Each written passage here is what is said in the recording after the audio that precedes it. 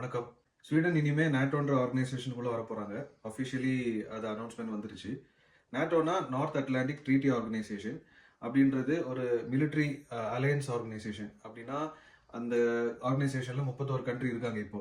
அந்த 31 கண்ட்ரியில எந்த ஒரு கண்ட்ரிக்கு ஏதாவது ஒரு அட்டாக் ஒரு த்ரெட் வருதுன்னா இந்த மற்ற கண்ட்ரி எல்லாமே சேர்ந்து அந்த கண்ட்ரியை சப்போர்ட் பண்ணும். இந்த அட்டாக் நடக்கிற கண்ட்ரியை அது ராணுவமாகவும் இருக்கலாம், இல்லை ஆயுதங்கள் சப்ளை பண்ணலாம், எப்படி வேணா சப்போர்ட் பண்ணும். இவ்வளவு வருஷமா ஸ்வீடன் நடுநிலையா தான் இருந்தாங்க, எந்த ஒரு அட்டாக் போகாம அமைதியை விரும்புறவங்களா தான் இருந்தாங்க. ரீசெண்ட் டைம்ஸ்ல யூரோப்ல நடக்கிற இஷ்யூஸ்னால நாட்டோ மெம்பர்ஷிப் ஒரு அவசியமா ஸ்வீடன் நினைச்சாங்க. அதனால ஒரு கடந்த 3-4 வருஷமா அதோட டிஸ்கஷன்ஸ் எல்லாம் போயிட்டு இருந்தது.